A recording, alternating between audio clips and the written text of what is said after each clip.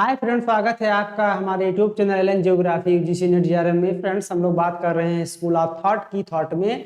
और ऑलरेडी हमने पढ़ लिया है कि ग्रीक स्कूल ऑफ थॉट को, और ग्रीक स्कूल ऑफ थॉट के बाद हमने पढ़ा रोमन स्कूल ऑफ थॉट, यानी जो रोम के विद्वान थे उन विद्वानों के योगदान को हम देख चुके हैं। आज हम लोग उसके आगे बात करने वाले हैं। जब हम लोग पढ़ रहे थे रोम कंट्रीब्यूशन ऑफ रोम, यानी रोम के जो जियोग्राफर उनका योगदान, तो हमने देखा था उसमें 4 विद्वानों को। तो जो रोम आया गया जिसमें 4 विद्वानों को बताया गया, ठीक है।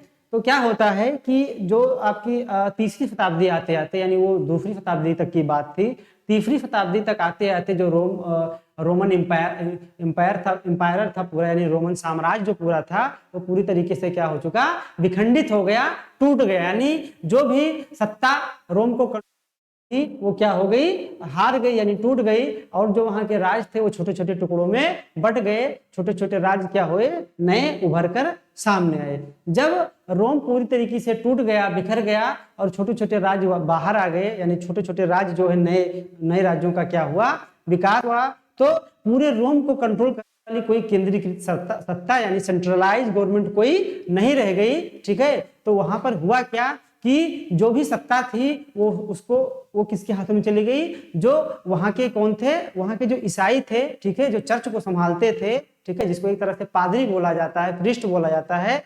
तो उन प्रीस्ट के हाथ में क्या चली गई, पूरी की पूरी सत्ता चली गई। जब सत्ता पूरी प्रीस्ट के हाथों में चली गई तो हुआ ये कि जो भी अभी तक आपने डेवलपमेंट देखा, चाहे वो ग्रीक में डेवलपमेंट देखा, यूनान में देखा या रोम में देखा, जो भी विकास हुआ था क्या हो गया, अंधकार के तले छा गया। यानी पूरा का विकास क्या हो गया, अवरुद्ध हो गया। और जो भी प्रीस्ट थे, यानी जो चर्च को मानने वाले थे, ठीक है, उन्होंने सत्ता को अपने हाथ में ले लिया।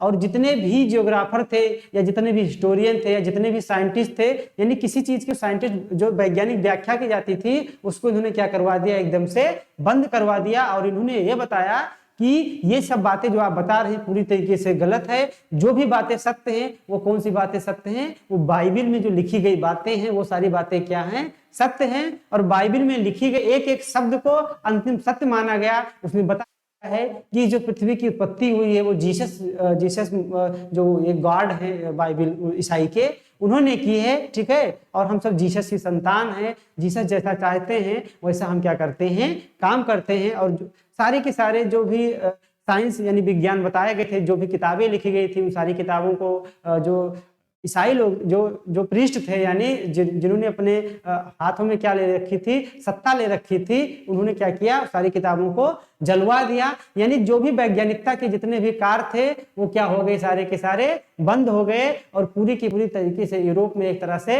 अंधकार छा गया। किस पर, ज्ञान पर अंधकार छा गया। और उसी युग को क्या बोला गया, डार्क एज बोला गया। यानी यूरोप में तीसरी शताब्दी से लेकर 12वीं शताब्दी तक का जो काल था वो पूरी तरीके से अंधकारमय हो चुका था। और इसी काल को डार्क एज के नाम से जानते हैं। अंधकारमय का मतलब ये हुआ कि जो भी विज्ञान था उसके ऊपर धर्म का एक लेप चढ़ा दिया गया, एक पर्दा डाल दिया और बताया गया कि विज्ञान जैसी कोई चीज नहीं है, जो भी जो सत्य है वो इस बाइबिल में लिखा गया, एक एक बात क्या है, काफी सत्य है। जब बाइबिल में बहुत सारी ऐसी बातें, जो कोई भी आप मिथोलॉजी पढ़ेंगे तो उसमें आप ऐसी शक्तियां पाएंगे जो क्या है, बियॉन्ड ऑफ नेचर है, जो आप सामने आपके आज घटित हो रही हैं, उससे इतर आप ऐसी शक्तियों को पाएंगे जिसमें बताया गया है कि कोई एक जो है, 2 लोग थे, एक थे ईडम और एक ईव थे, ठीक है। तो उसमें बताया जाता है कि ईडम ने क्या कर लिया था, सेब खा लिया था। ऐसा कुछ कहानियां उसमें बताई जा रही हैं, जिसके कारण मनुष्य को नरक मिला और बाकी सब लोग स्वर्ग चले गए, ठीक है। और वहीं से सृष्टि की उत्पत्ति होती है।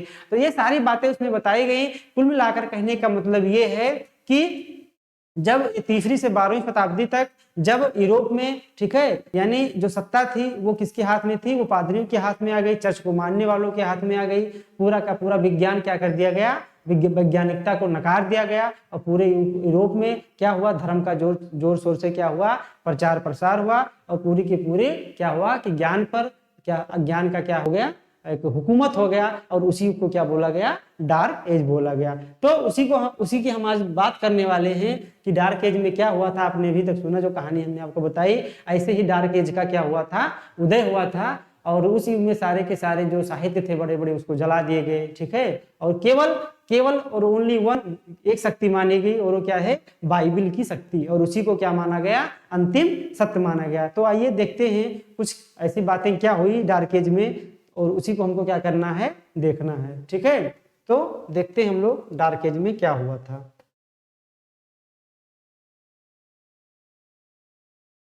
डार्क एज, ठीक है, यानी ये यूरोप में जो तीसरी से 12वीं शताब्दी था उस एज को क्या बताया गया, डार्क एज बताया गया। क्योंकि डार्क एज कब आया था, कैसे आया था, अभी हमने आपको 1 मिनट पहले बताया। ठीक उसी प्रकार से डार्क एज आया था, ठीक है। तो अंधकार युग का मतलब ये हुआ कि अज्ञान जो ज्ञान था, ठीक है, उसको अज्ञानता के पर्दे से ढक दिया गया, ठीक है। डार्क एज में क्या हुआ कि बहुत बड़े बड़े विद्वान हुए, उसमें भी जो किसको फॉलो किए, बाइबिल को फॉलो किए और उसमें लिखी गई बातों को बताए। तो उसमें एक मैप बनाया गया पूरी दुनिया का।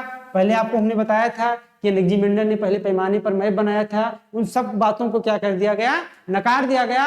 और जिन्होंने भी इस जो प्रीस्ट थे यानी ईसाई थे, सॉरी जो चर्च के मालिक थे, जो पुजारी थे, उनकी बातों को नकारा। जिस विद्वान ने उसको मौत के घाट उतार दिया गया। बहुत सारे ऐसे विद्वान थे जो उस टाइम मारे गए, क्योंकि उन्होंने क्या किया था कि जो ईसाईयत जो फत्ता थी, ठीक है, उसके खिलाफ उन्होंने आवाज उठाई थी। सारे ग्रंथों को जला दिया गया। आपने देखा एलेक्जेंडर ने पहला विश्व का मैप बनाया था जो है पैमाने के आधार पर, उसको पूरी तरीके से नकार दिया गया। और इन्होंने क्या किया, ठीक है, इस युग में एक मैप बनाया गया जिसका जो था एक जिसका नाम रखा गया टी इन वो, यानी ओ आकार का मैप बनाया गया और उसमें टी जैसी संरचना बनाई गई। ये मैप कुछ इस तरीके से बनाया गया था, ठीक है, इस तरीके से, जिसमें ये जो मध्य भाग है इसमें जेरूशलेम को दिखाया गया। जेरूशलेम आपको पता है कि, ठीक है, कितना पवित्र स्थान है ईसाइयों का, ठीक है।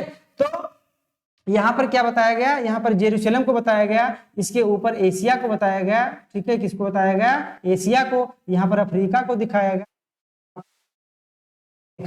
ठीक है। और बताया गया कि पूरी पृथ्वी पर यही 3 कॉन्टिनेंट हैं। ये आपका अफ्रीका बताया इन्होंने, यूरोप बताया, एशिया, और इधर क्या बताया, एशिया बताया। और इसके मध्य में बताया कि हमारा जेरूशलेम है और हम लोग सबसे यूनिक हैं, गॉड ने हम ही को बनाया है, हम लोग श्रेष्ठ हैं और कोई श्रेष्ठ नहीं है, ठीक है।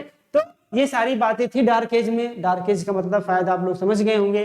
डार्क एज के दौरान एक विद्वान हुआ जिसका नाम था कॉस्मोस। क्या नाम था, कॉस्मोस। कॉस्मोस पहले एक व्यापारी था, ठीक है, जिन्होंने एक पुस्तक लिखी है क्रिश्चियन टोपोग्राफी। क्या लिखी है, क्रिश्चियन टोपोग्राफी।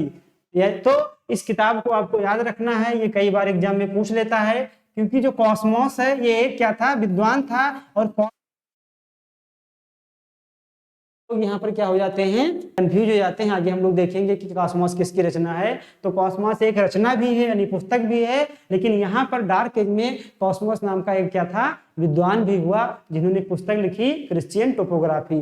तो आपको ये याद रखना है, ये मैप याद रखना है, इसमें ये भी याद रखना है कि मध्य में जेरूशलेम को दिखाया गया था, इधर अफ्रीका को, इधर यूरोप को, इधर को। तो इतनी बातें आपको याद रखनी है और बस यहाँ पर कुछ नहीं याद रखना था। बस हम आपको क्रम बताना चाहते हैं। पहले आपका क्या आया स्कूल ऑफ थॉट में, ग्रीक आया, ग्रीक के बाद क्या आया, रोम आया, रोम के जस्ट बाद क्या हो गया, डार्क एज हो गया। और ये कब तक चला, 12वीं शताब्दी तक चला। तो जब रोमन साम्राज्य का अंत हुआ था तो क्या हुआ था, जब रोम पूरी तरीके से टूट गया था तो उसमें जो छोटे छोटे राजा थे वो इधर उधर भागने लगे। उन्होंने जहां तक पाया, ठीक है, वहां तक अपना अधिकार किया। और उसी टाइम बहुत सारे जो राजा थे, ठीक है, जो बहुत सारे शासक हुए, वो जो भाग के आए थे अरब क्षेत्र में। और जब यूरोप में यूरोप जो है पूर्ण रूप से अंधकार में छाया हुआ था, ठीक है, यानी जो ज्ञान रूपी अंधकार में छाया हुआ था, तो उसी समय जो आपके अरबवासी थे वो अपने जो है ज्ञान को बढ़ाने में क्या हुए थे, लगे हुए थे। यानी डार्क एज के दौरान ही, ठीक है, एक स्कूल ऑफ थॉट और उभर कर सामने आया। वो कौन था, अरब स्कूल ऑफ थॉट। तो इसके बाद हम लोग नेक्स्ट वीडियो में पढ़ेंगे अरब स्कूल ऑफ थॉट को। तो अगर सीरियल लगाने के लिए आता है तो पहले कौन रहेंगे, पहले आपके ग्रीक रहेंगे, ग्रीक के बाद रोम रहेगा, रोम के बाद आपका आएगा डार्क एज, और डार्क एज के बाद आपका क्या आएगा, अरब स्कूल ऑफ थॉट। ठीक है, तो आज के लिए इतना ही, मिलते हैं अपने नेक्स्ट वीडियो के साथ। All the best.